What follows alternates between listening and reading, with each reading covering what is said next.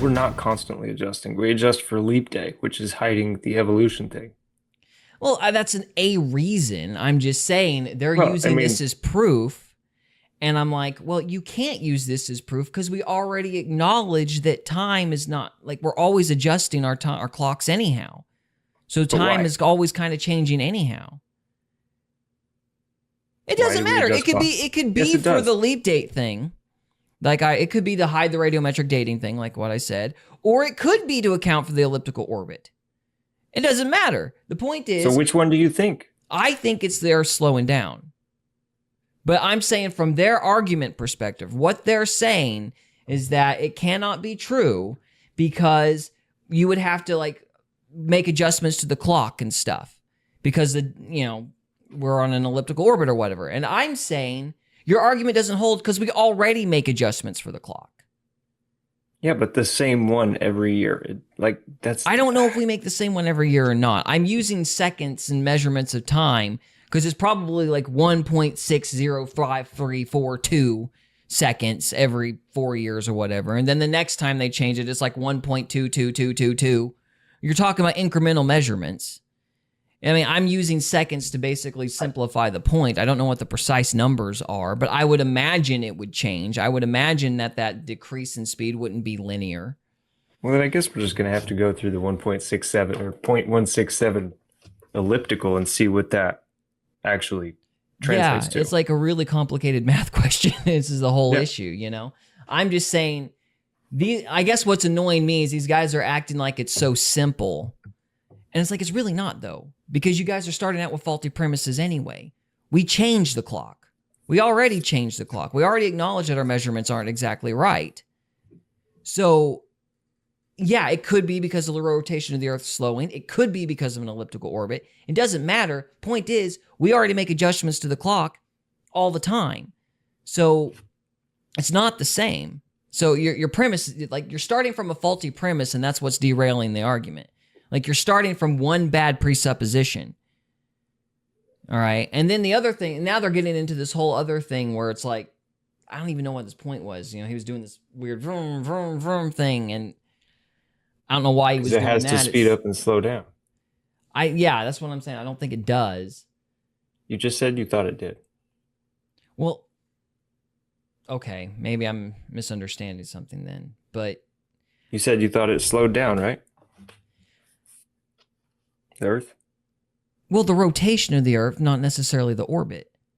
On the fat side of the ellipse, it would be slower. It would have to be. Yes, by a minuscule amount. And maybe that's what's causing the deviation in time.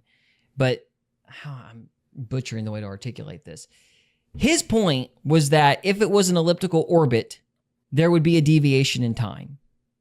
He was telling you that there is no deviation in time based on the clocks we use. And I'm saying, yes, there is a deviation of time. So the thing you're asserting is correct, that there is a deviation of time, and we account for that for our clocks, but you're telling people that we assume that there's a perfect 24-hour day all the time, and nobody does.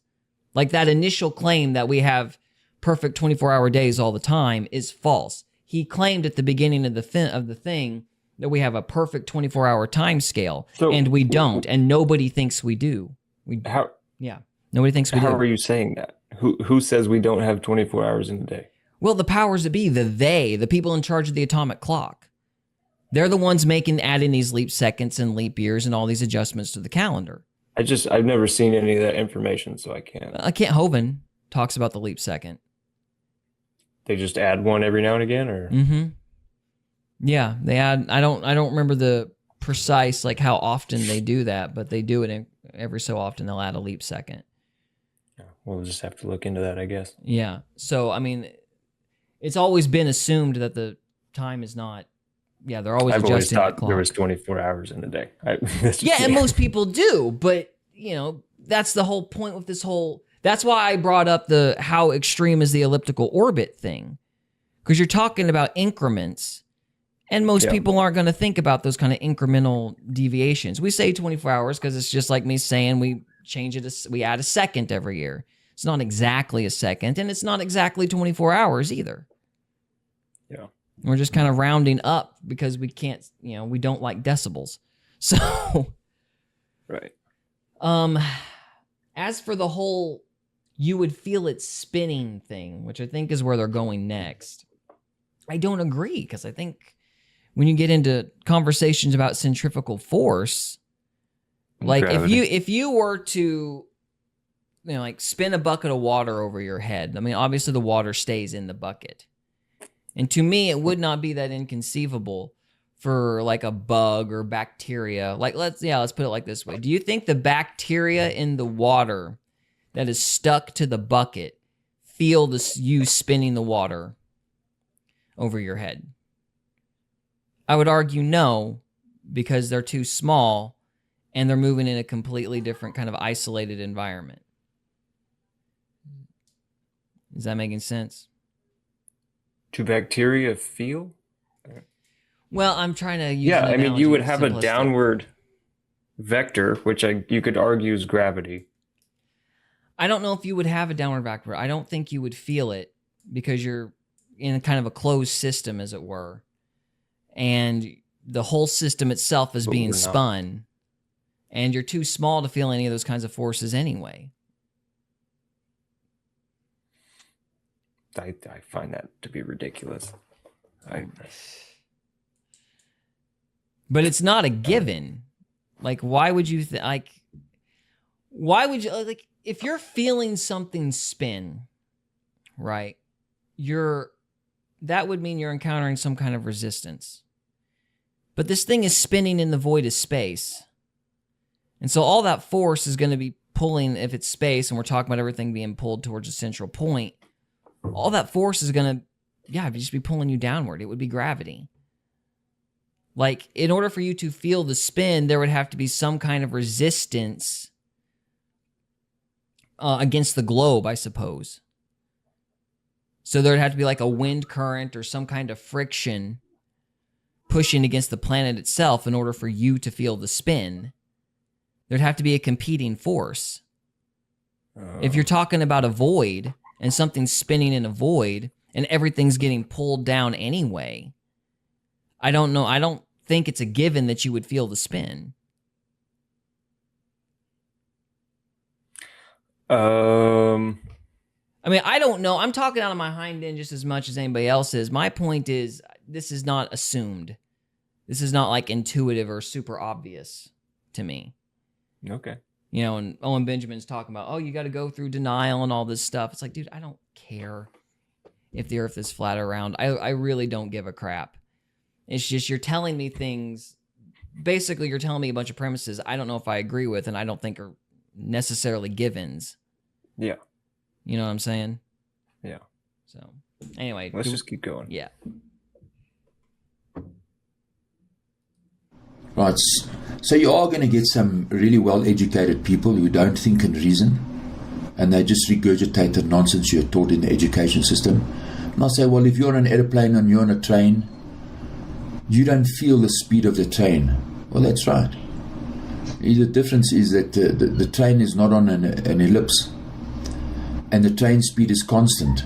The earth speed is not constant, so therefore you would feel it. So don't let anybody fool you with this nonsense.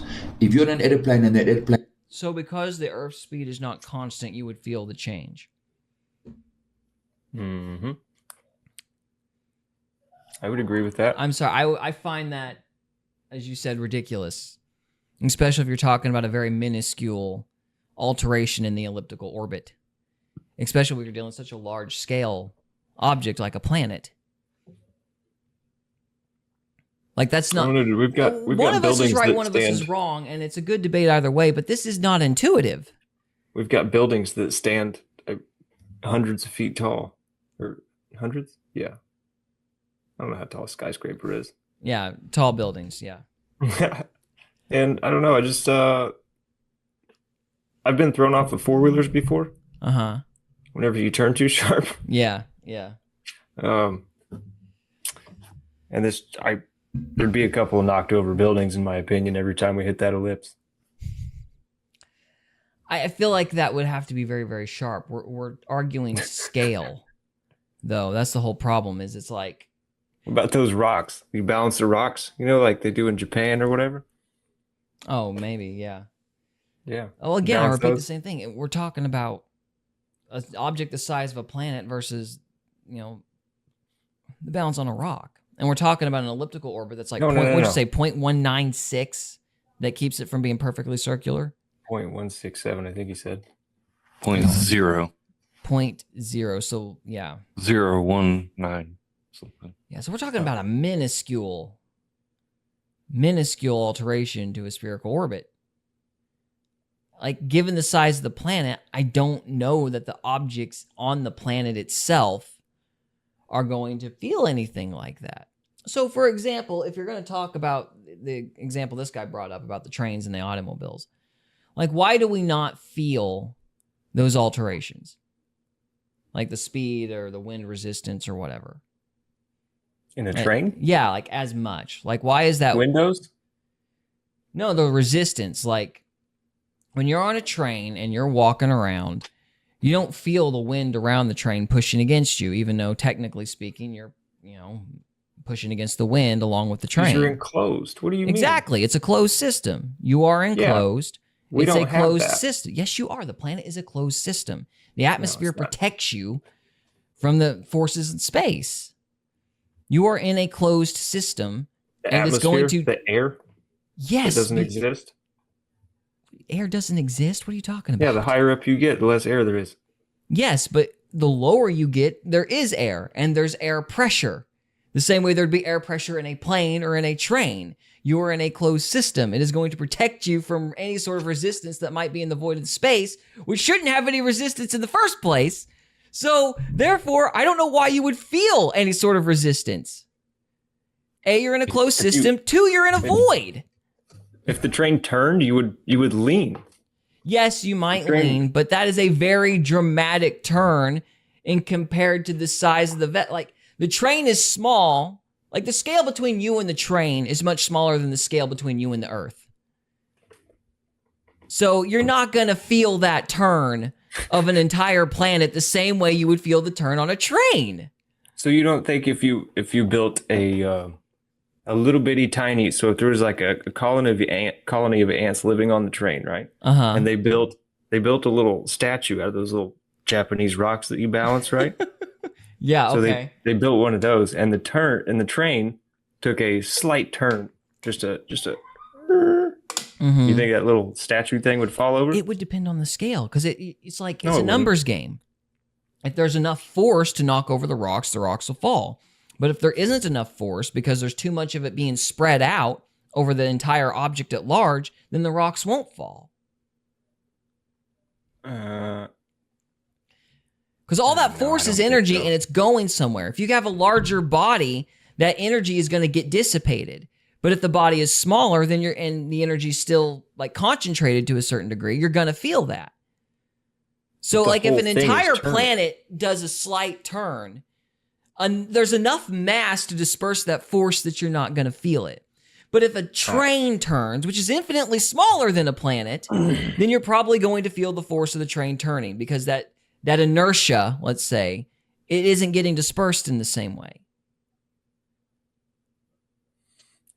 And I'm probably What it is botching that, but that's kind of my guess.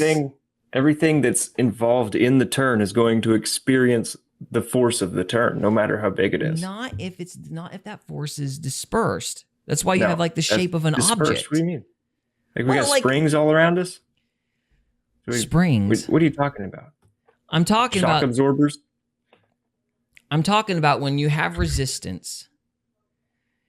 Basically, the waves, the inertia, gets dispersed around the entire object. If the object is big enough, then those waves and those energy they're going to dissipate like a cloud. It's going to become so weak that you wouldn't notice it. How are you saying that? Everything in the turn is going to experience the turn. Yes, it's all going to experience it, but if this force is being dispersed, you're not necessarily going to feel it. Yeah, I don't understand what you mean by dispersed. I don't know how you Well, disperse the centrifugal inertia, force. like the inertia, the waves, the Right. friction, the How do you energy being disperse it? like weakened, dissipated, like it's getting spread out. Would the ant's tiny statue fall over or not? It depends on the size of the object that the statues are standing on. A gigantic train. Yeah, maybe the train is, if it's a little bigger and it's a little smaller, is going to determine whether or not the rocks fall over. I don't think so. We need a physicist really bad. I don't think we do, man. Well, okay, why not? I mean, you. Because everything in the turn is going to experience the force of the turn.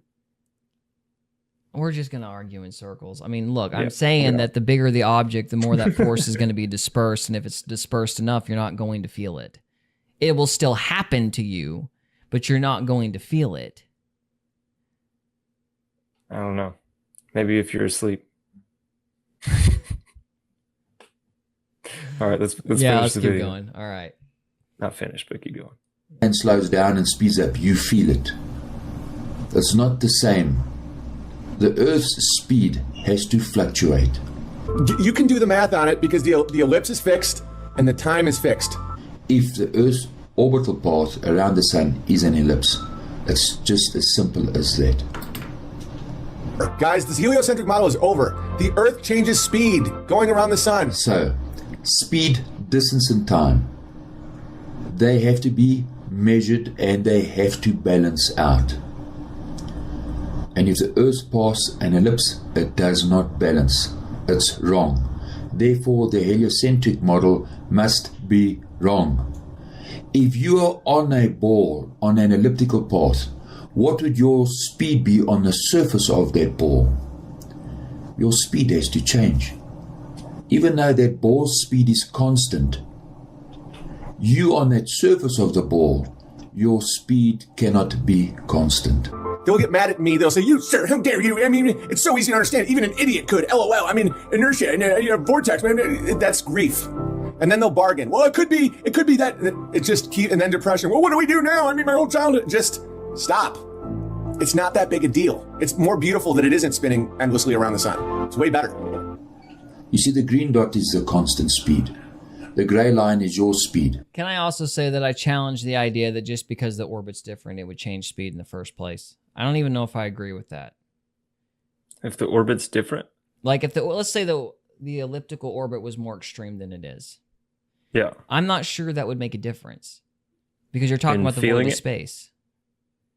Well, no, let's forget the feeling it conversation. Let's just talk about the speed of the Earth changing because of the nature of the orbit. I'm not sure that's true because you're talking about a void.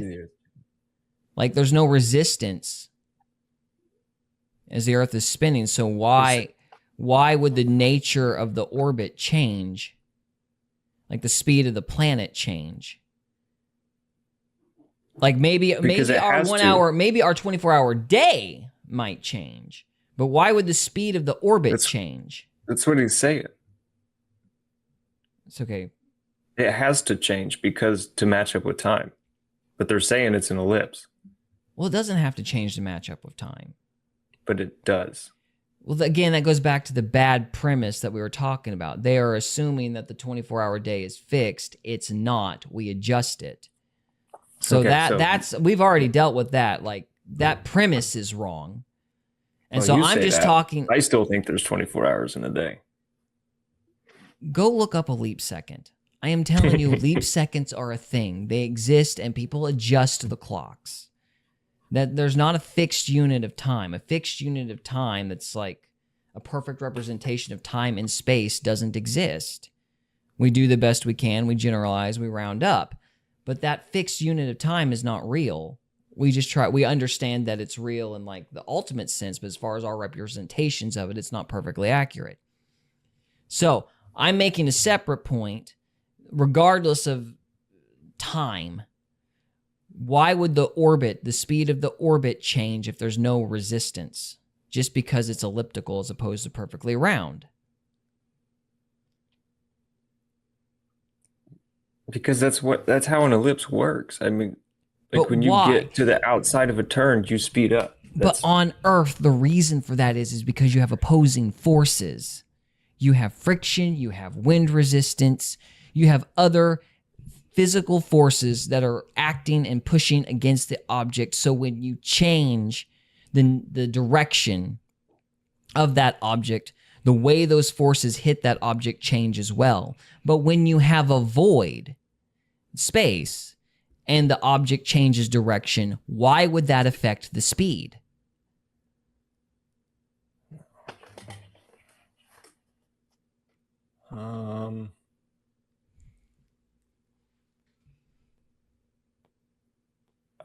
I don't know, bud. Because we ran into a comet. That would do it. Yeah, we run into comets all the time. Wouldn't that slow us down? Wouldn't that throw off the ellipse a little bit? But Possibly if if it was big comets- enough, yeah. That's what a lot of these, well, a lot of these different like theories about how planets came to be. That's how they interact. It's like something hits something else and changes direction, then merges with other objects and all this. There's a whole other mechanic to that, but it doesn't really matter. The point is, if you're talking about a void, speed shouldn't change.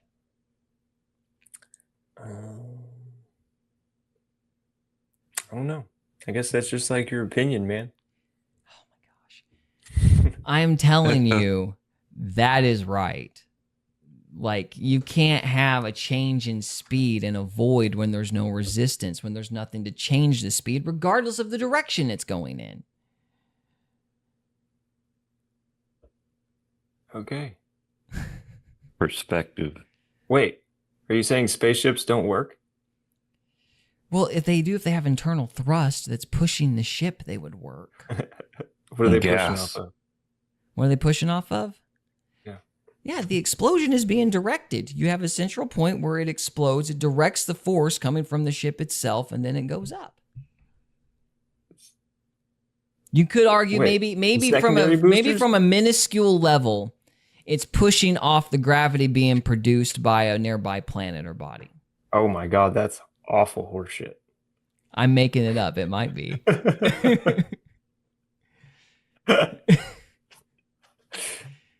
Okay. So, okay. Let's move on. All right. I just wanted to point that out. But, Right. okay, the reason I'm pointing it out, though, is, again, I don't care if it's flat or round. I just don't like the arrogance.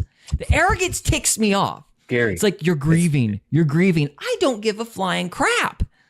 Don't tell me I'm grieving, though.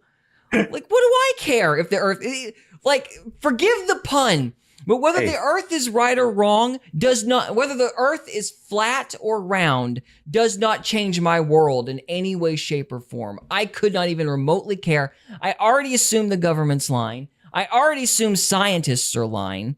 Nothing about my world would change. So why am I grieving? Why am I just so destroyed that the Earth is, whatever shape it is? Why would that just collapse my worldview? Huh? I've heard tons of people say what you just said, like verbatim. Yeah, because they're probably mad about some arrogant jackwagon assuming their motives. No, they all became flat earthers shortly after. I'm just saying. Look, if the evidence there, I'll become a flat earther. I don't care. It's Oh. fine. But I'm telling you right now, everything I've heard so far, I can already challenge. And I'm like, well, I don't know about the flat earth, but I know that's wrong. I don't know about the flat earth, but I know that's wrong. So, I mean, if there's something else I haven't considered, fine. But the grieving thing is just because like it does produce feelings because it's a belief. So like this is something you've believed for, 20 plus years, however long. yes, but I don't know if I don't know if my belief and my emotional attachment to my belief is going to override my profound disdain for science and my spiteful wish for them to be wrong. These people have lied, and if the insurance statistics are to be believed, then 17 million people died from that shot, and nobody's going to jail. I want them to be wrong, and anytime they are wrong and it can be proven to be wrong, it makes me happy because I don't like those clowns. So I don't know if my emotional attachment, if I even have one, to the Earth being round or flat, is strong enough to offset my absolute disdain for the scientific community right now. Sure. Yeah, he's just explaining that he's not trying to single you out for, you know, Well, I know he just believing shouldn't be something. making these emotional claims about people's motives. No, he's explaining how grief works, and like if you believe something for long enough, you will have emotional attachments to it. Yeah, So that's true. That's true. If you think you're on a ball, like you go outside and look at the stars with your dad, Mm-hmm. that's an emotional attachment to that idea, Right. and you will go through grief because you're going to lose that kind of memory. Right? Yeah, no, that's fair. So I mean, that's all he's pointing out. Okay. I'm just saying, get out of my head, Owen Benjamin. You don't know me. Emotions aren't real. It's all a rooster Emotions are illusion. real. They're from the devil. All right. You would slow down, speed up, slow down. If you are on a spinning ball, you would feel it.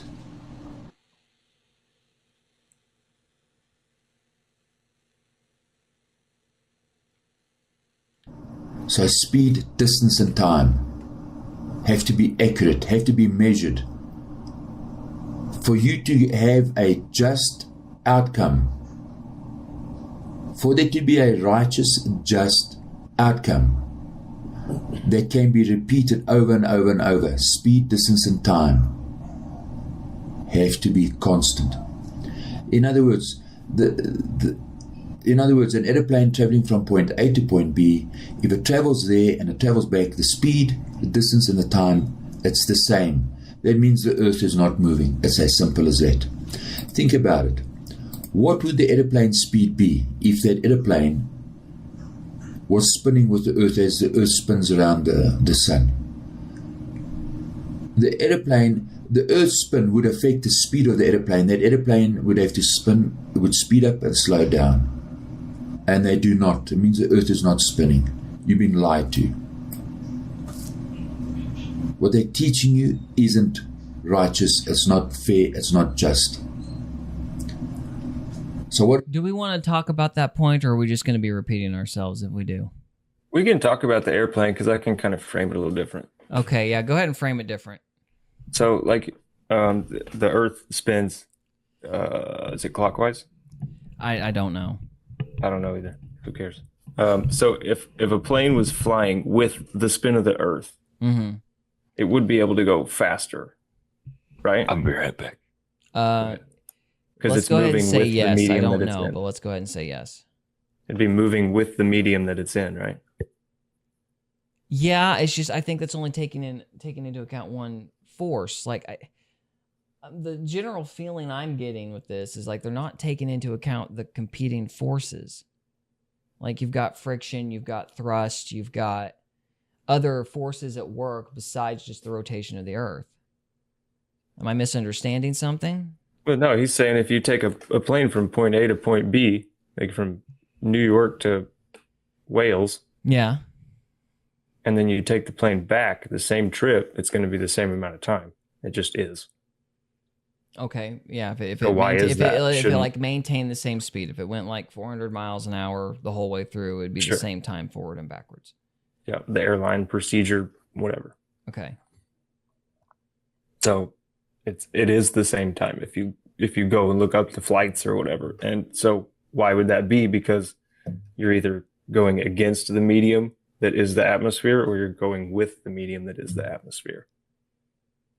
Okay. I think So I it should be drastically different times because there'd be more drag. I mean, I don't know if that's what he's saying in the video, but that's how I see It it. sounded like what he was saying, and then this is just what I heard. It sounded like what he was saying was as the speed of the Earth, or well, in this case, it's rotation. So now I'm wondering if they're saying if like the rotation of the Earth is at different speeds too, and not just the general orbit. Like that's a whole other thing. Maybe I missed something, but Yeah, I don't know. But if you're talking about the rotation of the Earth moving at different speeds, I mean, in theory, if you're going 400 miles an hour, you'd be intentionally staying at that speed on purpose. So maybe you'd have to measure things like how much fuel you're burning, What was the wind resistance? Like, I don't know how you would check that. Getting into them hermeneutics, aren't you? It's not even close to right. I'm just trying to think, okay, how would you check that? So, because it could be right. Like, it's an interesting question. Does the rotation of the Earth and moving forward or against the rotation of the Earth, does that affect how much fuel will be burned on a jet plane? Because it would stay the same speed no matter what. Because they're going to make it stay the same speed because of a schedule. But how much energy are they using? Fair question. So, yeah, I mean, that's an interesting idea. But I would need more, I need to know how much fuel is being burned on a forward and backward trip and how many other factors are at play. And how would you prove that experimentally? Because you've got to make sure wind resistance and thrust and everything is identical in order to test whether or not the plane's actually speeding up or slowing down. Interesting. So, okay. Are we want to move on? Yeah. Okay. What they warp the lines. They try and blur the lines between speed, distance, and time. They give you this Jesuit idiot puppet, Albert Einstein. He's a fraud. And they continue that fraud by saying, they'll post articles in the newspaper by saying, the mystery deepens around the newly detected ripples in space-time. Really? So you can't do what they do in evolution. Say, well, in 20 billion years, a hurricane can just create a Ferrari. No, you can't just keep adding years. 1 year, one ellipse, change in speed. Rome. Did Rome conquer the world because they want to make everybody's life better? They wanted to educate everybody. Or did Rome conquer the world because they're looking for slaves? Rome needed slaves. Dumbass slaves. Because otherwise Rome wouldn't have survived. And nothing's changed. Also need gold and salt and ore and means of trade. Slaves would be one thing among many, but okay. I mean... All right. The Roman system is still in power. The puppets in the front have changed. That's all. So, if these lying, murdering, thieving thugs created your education system, why on earth would you trust that education system? Why would you be shocked? I agree with that. Don't trust the education system. These people are vile Satanists. So. You mean heliocentrists? You mean they worship the sun? Why would heliocentrists? I'm assuming that means the Earth goes around the sun, right? Yes. Okay. I don't know why that would make you think that makes you worship the sun. Because that's putting Ra, the sun god, at the center of your worldview. How? What do you mean? I mean, literally. It's literally I guess, putting the sun at the center of your cosmology. When the sun and the moon I'm not looking at the sun for my source of morality. When the sun and the moon and the stars were set for signs and seasons. So when you put the sun in the middle, you're making something of the sun that God did not mean for it to be. Or it's an analogy just talking about how the seasons work. I don't. Okay. Yeah, maybe it doesn't mean anything. Maybe the Bible's a made-up book. You're the one that doesn't even believe in the entire book of Revelation. Why are you throwing that at me? I'm not the one who disregards like entire books of the Bible. Don't give me that relativistic bull crap. Oh, man. We're going to finish the video now. Okay. To find out that education system has been misleading you. Well, when and all along it should have been obvious to you that they're going to lie to you. Bad people don't do good things. Bad people don't do things for your benefit. They do things for their benefit. It's called common sense. So I hope this video makes you stop and think. And I want to end with... All right. That is the end of it. We hope you enjoyed this episode of Faith, Fiction, and Folklore. If you did, we would love it if you would subscribe to us on YouTube or follow us on Rumble. We can also be found on X, Instagram, and Facebook. And we are available on Spotify, Apple Podcasts, Amazon Music, and iHeartRadio. Thank you again very much for listening, and we'll see you next time.